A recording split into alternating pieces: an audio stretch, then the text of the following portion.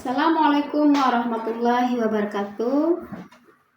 Salam sehat untuk kita semua, sahabat Kak Yati Bintang. Baiklah, pada kesempatan kali ini saya akan memaparkan secara singkat apa itu relasi pendidikan dan kekuasaan. Kita ketahui bahwa pendidikan dan kekuasaan ini dua elemen penting yang sangat berpengaruh pada tatanan kehidupan politik dan sosial di masyarakat. Baiklah, secara lebih detail, saya akan paparkan melalui peta konsep dan penjelasan-penjelasan berikutnya. Baiklah, sahabat Kak Yati Bintang. Adapun peta konsep dari relasi pendidikan dan kekuasaan seperti ini ya. Baiklah, secara detail kita akan bahas berikut ini. Baiklah, marilah kita kaji apa itu hubungan pendidikan dan kekuasaan. Pendidikan merupakan pilar utama dalam membangun peradaban dan mencerdaskan kehidupan bangsa. Bahwa pendidikan itu sebagai pondasi dasar, pondasi utama untuk bagaimana anak-anak membentuk peradabannya nanti. Bagaimana anak-anak bisa kita cerdaskan kehidupannya, yaitu melalui pondasi utama, pilar utama yang kita tanamkan kepada anak-anak, yang kita berikan kepada anak-anak. Berikutnya adalah tentang kekuasaan. Kekuasaan ini di sini adalah merupakan elemen yang mengatur tata kelola masyarakat melalui kebijakan politik, sosial, dan ekonomi. Bagaimana hubungan pendidikan dan kekuasaan ini? Pendidikan seringkali dipengaruhi oleh kekuasaan, baik sebagai legitimasi atau pengakuan maupun sebagai sarana pemberdayaan masyarakat. Baik, permasalahan utama dari pendidikan dan kekuasaan ini yang pertama adalah pendidikan sebagai alat kekuasaan. Kurikulum sering dirancang untuk mencerminkan kepentingan kelompok yang berkuasa. Kita ketahui bahwa setiap pergantian pemerintah, setiap pergantian menteri pasti akan ada perubahan kurikulum.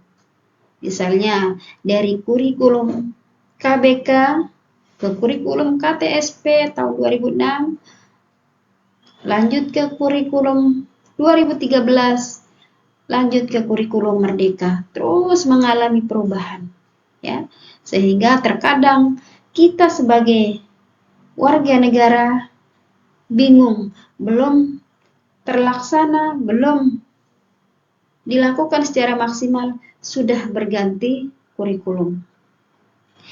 Berikutnya adalah potensi kontrol sosial melalui pendidikan. Bagaimana pengendalian perilaku melalui aturan di sekolah. Misalnya tentang aturan disiplin, pemakaian seragam sekolah, tata tertib, atau hukuman, pelanggaran. Tentang pembiasaan-pembiasaan yang harus diikuti oleh anak-anak. Berikutnya adalah yang kedua, ketimpangan akses pendidikan. Ketimpangan akses pendidikan ini merupakan struktur kekuasaan, mempengaruhi akses terhadap pendidikan yang berkualitas. Misalnya, siapa yang berkualitas terkait dengan politik itu akan mempengaruhi bagaimana tentang pendidikan ini. Mengenai perekonomian, siapa yang memiliki perekonomian yang lebih baik akan mendapatkan tingkat pendidikan yang lebih baik.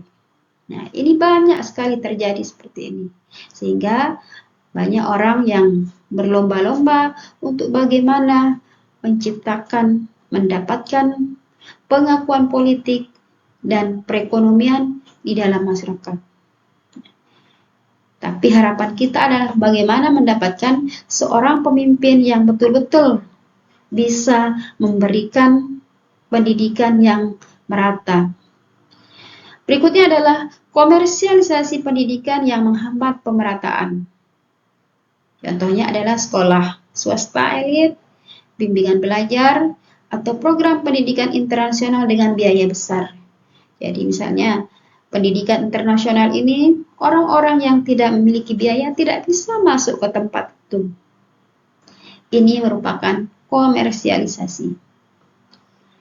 Yang ketiga adalah pendidikan sebagai pemberdayaan. Pendidikan memberdayakan individu untuk memahami hak-hak dan menciptakan perubahan sosial. Nah, di sini adalah tujuan pembahasan kita. Pertama, menggali hubungan antara pendidikan dan kekuasaan. Kedua adalah menjelaskan bagaimana pendidikan dapat digunakan sebagai alat kekuasaan atau sarana pemberdayaan.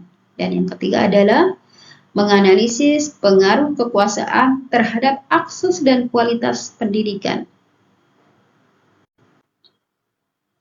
Baik, mari kita kaji bagaimana tentang pendidikan dan kekuasaan. Yang pertama adalah konsep pendidikan. Apa itu pendidikan? Pendidikan merupakan proses pengembangan potensi individu melalui pembelajaran, pelatihan, dan pengalaman. Ini menurut Ki Hajar Dewantara. Pembelajaran, pelatihan, dan pengalaman ini berfungsi untuk mencerdaskan kehidupan bangsa, membangun karakter individu dan masyarakat. Berikutnya adalah konsep kekuasaan. Kekuasaan di sini merupakan kemampuan untuk mempengaruhi atau mengendalikan perilaku individu atau kelompok, di mana kekuasaan struktural yang memiliki kekuasaan di lembaga atau pemerintahan, dia akan memiliki kekuasaan untuk mengendalikan misalnya tentang kurikulum, tentang bagaimana peraturan di sekolah, dan lain-lainnya. Yang kedua adalah tentang kekuasaan kultural. Ini terkait dengan norma, nilai, adat istiadat, budaya.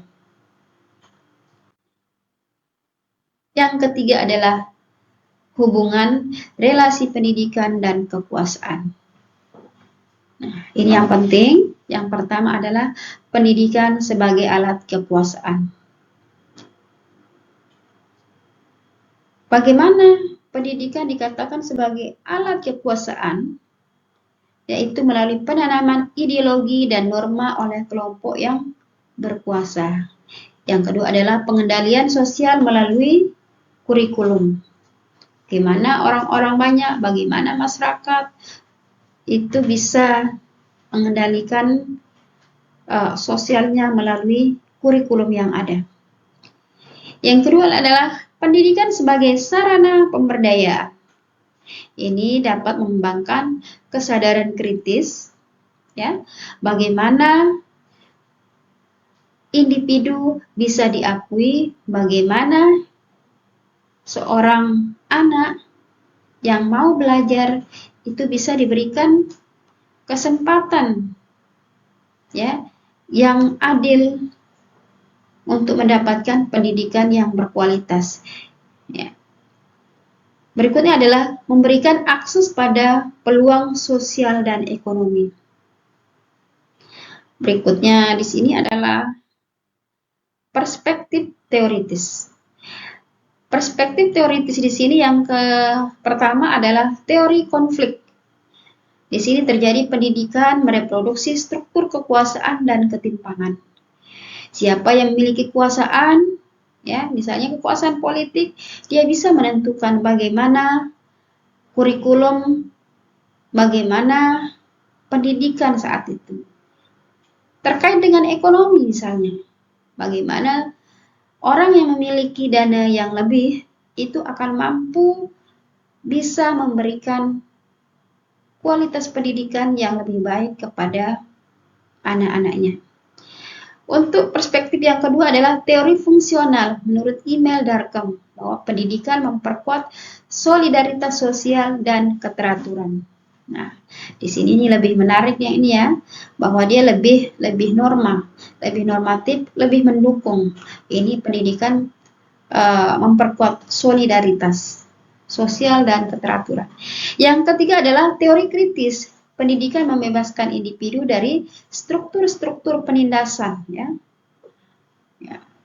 Banyak terjadi bagaimana ketimpangan-ketimpangan pendidikan. Ya. Kalau ada yang kritis, itu bisa membebaskan individu dari struktur penindasan. Misalnya si A pengen sekolahnya di tempat B yang lebih berkualitas, tapi tidak ada kesempatan. Nah, adalah sekelompok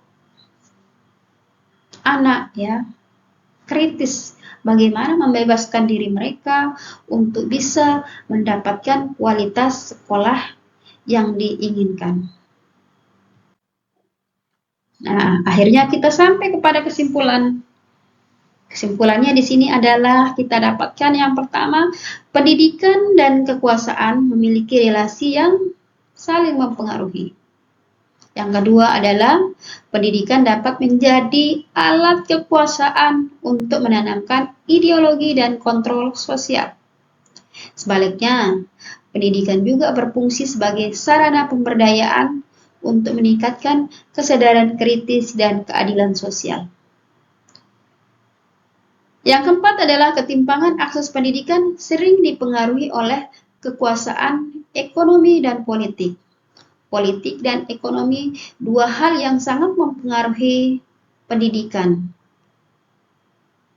Yang terakhir adalah dengan pendidikan yang inklusif, yang merata, memberikan kesempatan kepada semua anak mendapatkan pendidikan. Kekuasaan dapat diarahkan untuk menciptakan perubahan sosial yang lebih baik. Baiklah, untuk menutup pemaparan saya ini, marilah kita sama-sama saksikan video bagaimana semboyan dari Ki Hajar Dewantara yang sangat berkaitan dengan materi yang kita bahas hari ini. Mari kita sama-sama saksikan. 3 semboyan Ki Hajar Dewantara dengan artinya. 1. Tingar saing tulada. Semboyan ini memiliki arti di depan sebagai contoh, yang berarti seorang pemimpin harus mampu memberikan teladan yang baik bagi orang-orang di sekitarnya. 2. Ting Madya Mangun Karsa. Semboyan ini berarti di tengah dapat membangkitkan semangat. Semboyan ini menekankan kerjasama antara pemimpin dan anggotanya untuk mencapai tujuan yang diinginkan. 3. Tutwuri Handayani. Semboyan yang sering kita dengar ini memiliki arti yaitu di belakang mendorong lebih maju. Konsepnya ialah seorang pemimpin harus memberikan dorongan moral dan semangat dari belakang. Terima kasih sudah menonton, sudah memperhatikan pemaparan-pemaparan saya dari Kak Yati Bintang. Ya, salam support.